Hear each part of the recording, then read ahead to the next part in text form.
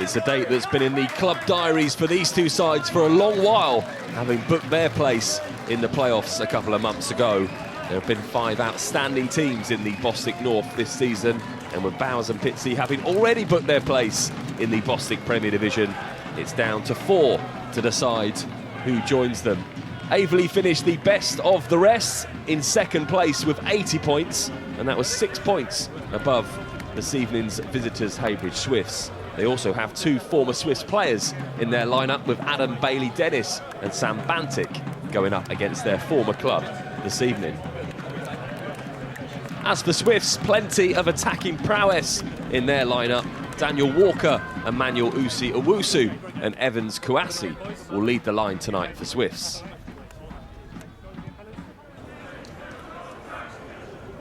Aveley did win 2-1 at Swifts a couple of weeks ago, although that probably won't have any bearing on tonight's game. Playoffs are always so difficult to call, and none more so than in this division that's been so tight all season. That's a nasty knock for Brown, who goes down, and the referee immediately calling on the physios, and I don't think Brown's moved.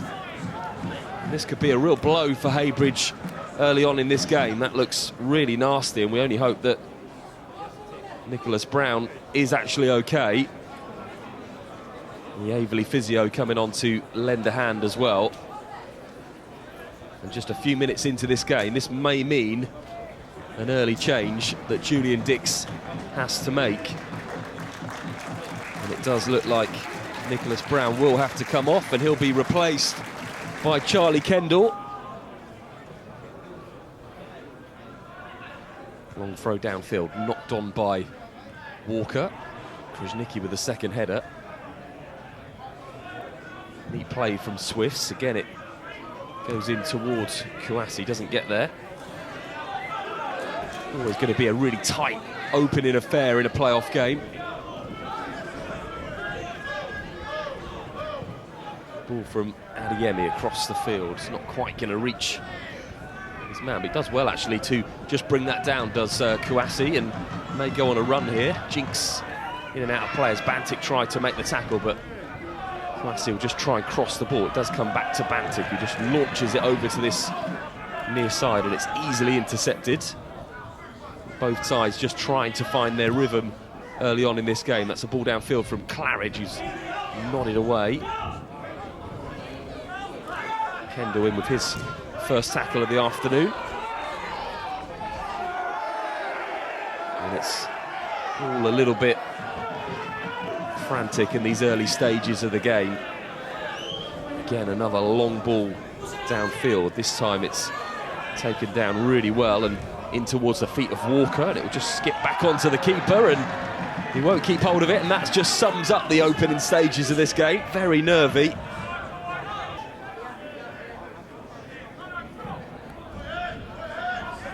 Long ball from Haig, flicked on by Walker.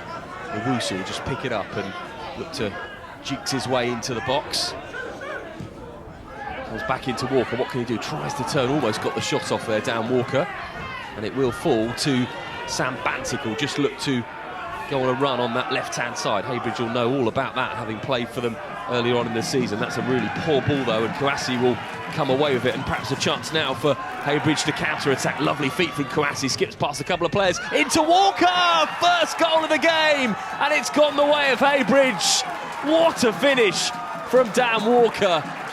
That was absolutely sublime. Brilliant run down the wing from Kouassi, found Walker in the middle, and that was some finish to tuck the ball away. And it's Heybridge who have taken the lead in this playoff semi-final. Really good play from Kouassi, just skipped past a couple of players, needed to find the ball in the middle, and that, wow, what a finish from Dan Walker. Such a difficult thing to do, and the only thing he could do really. Keeper may have wanted to do better, but I think he was surprised by the fact that Walker took that on. Delight on the bench for Heybridge, just the start they wanted, and Dan Walker has provided it. What a finish, 1-0.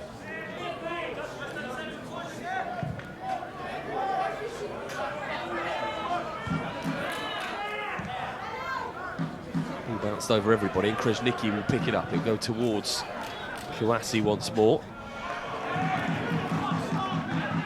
Again, Heybridge attack, and again it comes into Walker! Brilliant block this time. Second opportunity for Walker inside 5 minutes. The referee eventually gives the free kick the way of Aveley, but again Walker found himself with the ball, and again it came from the same side in Kouassi. That was an important block. Lovely feet from Walker again.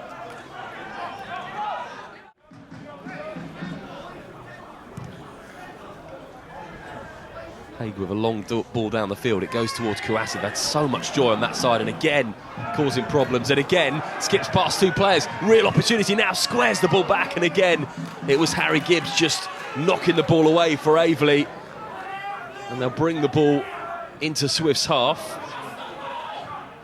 Neat play there from Jason Rad. Another opportunity came from Evans Kouassi. That's 3 times in the opening stages of this game that he's got down the wing.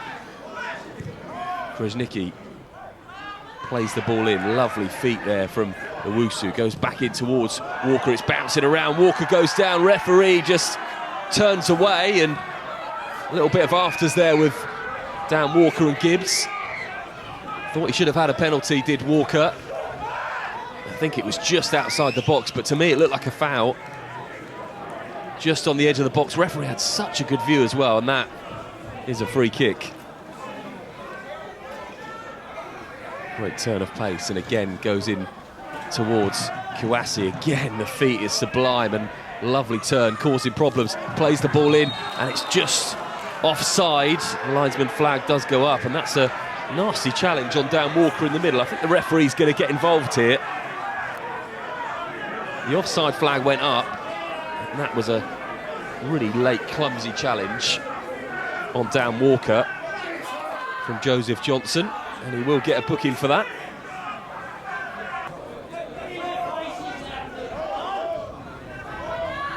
Owusu takes the ball down neatly, plays into Krasnicki. Lovely feet, goes into Ronto, back to Owusu. What can he do? Plenty of bodies though around from Aveley, and that's a really poor challenge, and I'm sure that will be a booking. Charlie Kendall was really late there on Rad, and I don't think he's given the referee a difficult decision. Good feet from Rad, and that's a stonewall yellow card for Kendall. And I think he's accepted it. Long high ball in towards Walker, it's headed away. Still Aveley struggling to get the ball out, and Heybridge have done well, and it's with the danger man Kouassi. Crosses the ball into the middle, it's flicked away. Still Heybridge have it, comes out as far as Ronto. Now with Owusu, what can he do? Into the box, they've got to be careful here, Aveley. Knocks it up to Walker, who tries the spectacular, and that would have been the only thing that could have beaten his goal, an overhead kick. Well off target in the end. Definitely been Dan Walker's half and Heybridge Swift's half.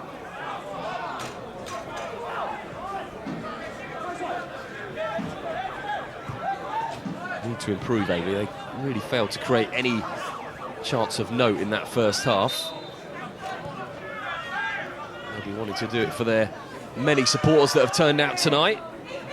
It's a really good interception. Poor ball out though, and Aveley do look like they're pressing a little bit higher in this half. Maybe an opportunity, just can't get the ball into the middle. They do now, and it goes all the way across, and it came in towards Bantic, and that is a real opportunity at the beginning of this second half. They really didn't create much in the first half, and Bantic has the opening opportunity in the second 45 and should have done a bit better with that. He would have really wanted to score against his former teammates.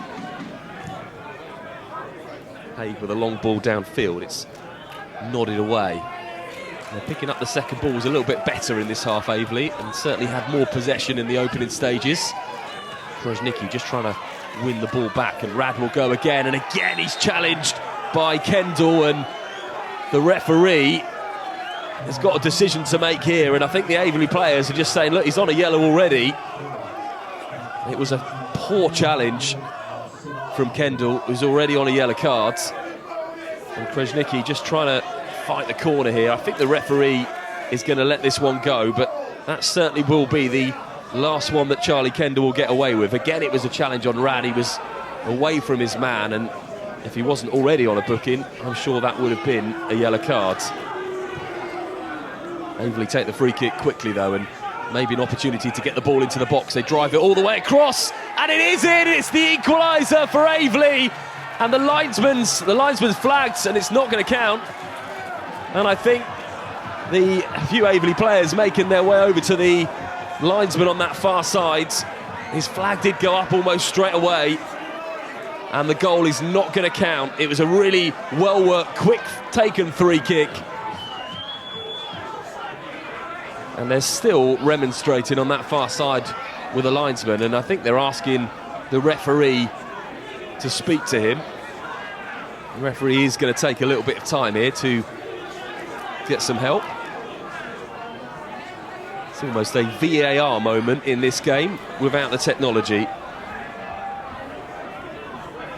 And the referee says that the decision stands. I think we're getting too used to this in football now.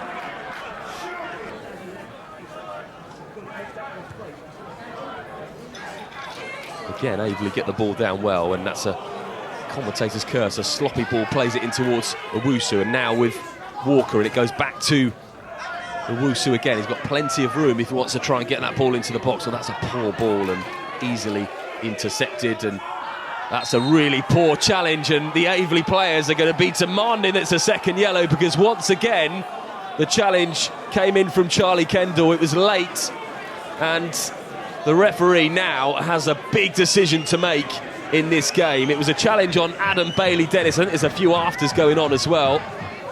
He remains down for Aveley, and it's all going off, and that was I'm sure that was an elbow that's been poked in there. The referee has got some really tough decisions to make in this game, because starting to lose control of it, and Charlie Kendall will be lucky to stay on the pitch. Also needs to sort out the brawl that's still ensuing from that incident. He's going to need a little bit of help here, I think, the referee. It was a late challenge. If you're already on a yellow card, there wasn't a lot in it, but he's got away with a couple, Charlie Kendall. I don't think he's going to get away with this one. The referee looks to sort out this melee with the help of his linesman. And we're about to find out what decisions he's going to make. I'm sure he'll be speaking with Charlie Kendall first. In fact, it is Charlie Kendall that's being called over by the referee. No, it's not. It's going to be Owusu, who's got the red cards for Heybridge. So the referee and the linesman have obviously seen something, because Owusu is going to play no further part in this game, and he has been dismissed. That's the first card that's come out by the referee, and he's not happy about it, and he's not going off either. He's not going to do himself any favours, and the keeper's getting involved now. Lamar Joseph Johnson did not need to get involved in that incident. He's already on a yellow card as well, and if he's not careful, he'll be joining Owusu off the pitch. It's got really tense here, and Charlie Kendall has been sent off for these second yellow cards. So Swifts are down to 9 men in this playoff semi-final. What a disaster for them in the last 5 minutes. And just have another look at this incident here. And that was definitely an elbow from Sam Bantic. Owusu may have done something off camera. He's been dismissed already, and Sam Bantic is going to join him. And now Aveley are down to 10 men, and in the space of 5 minutes we've lost 3 players, and I think it was for that elbow there. And if the linesman or referee have seen it, then they're completely justified. And now Sam Bantic's getting involved in things off the pitch, and it's all turning really, really ugly in this Bostik North semi-final. It's still going on off the pitch, and I'm sure there'll be ramifications after this game. However, we do play on, and we play on with 9-man Heybridge and 10-man Aveley in this important Bostik North semi-final. Can Heybridge hold on to their 1-goal lead? There's still so much time left in this game, well over half an hour to play. Lovely run there from Kouassi. He's done it all game. He drives into the box and again causing problems. It's a really important interception. And even with 9 men, Kouassi is jinxing past some of these Aveley players. It's cleared up by Gibbs, who's had a good game against him, you have to say. Aveley need to make this man advantage count now if they want to be in Sunday's final. Ball through the middle and well defended. It's into the box and Haig's going to need to come out and just spread himself and collect that ball. Chris Haig's not had too much to do in this game, but I'm sure he will in the next 25 minutes. Again, Aveley searching for that killer ball. They play it down on the far side. They've got players in the middle. Real opportunity now into the box. Good save from Haig. Needing to get down low at his near post. And that was an opportunity. They've really not had too many clear-cut chances in this game. Again, the ball's with Gibbs, starting to have a lot more possession as you'd expect. Croffey comes forward, just clips the ball. Comes to this near side. They have got bodies in the box, Aveley, and they are going to drive into that 18-yard box now. Real chance, just blocked, and it's going to go for a corner. It's really blocked well there from Randall. Needed to get his body in the way. There were plenty of Swift's bodies back, and Randall just got the last touch to divert that ball for a corner. Dan Walker scored the only goal of the game so far, and he's replaced by a prolific scorer. Matthew Price enters this game.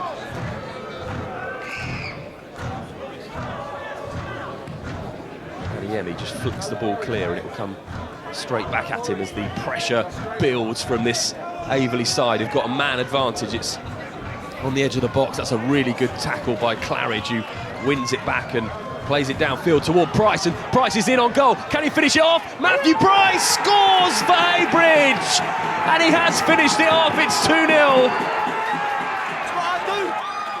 Calm finish from the substitute, much to the delight of the players and fans, and they're celebrating like they're in the final on Sunday already. There's going to be 8 minutes of added on time, but if they can hold on, it's going to be Heybridge Swifts in the Bostik North playoff final on Sunday.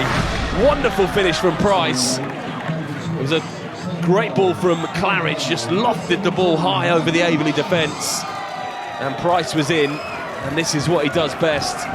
Just tucks the ball underneath the keeper, and Swifts, with 9 men tonight, have hung on, and they have a 2-goal lead.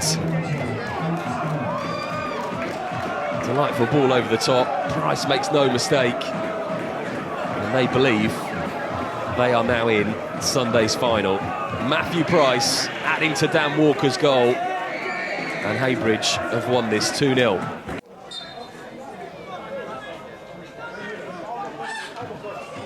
Ball comes in, flicked away, just waiting for the referee's whistle, and it goes, and Heybridge are in the final on Sunday. What a momentous effort with 9 men. There was a stage of this game where you did think it was going to go the way of Aveley. 2 sendings off in the space of just a few minutes for Heybridge Swifts, and they battle through. What a performance from these players. They've given absolutely everything, and they've now got a few days to recover and get the legs back working ahead of that final on Sunday. It will go down as one of the momentous occasions for this football club. They're into the playoff final, they've made history, and it's time to party, at least for a few days. Come on!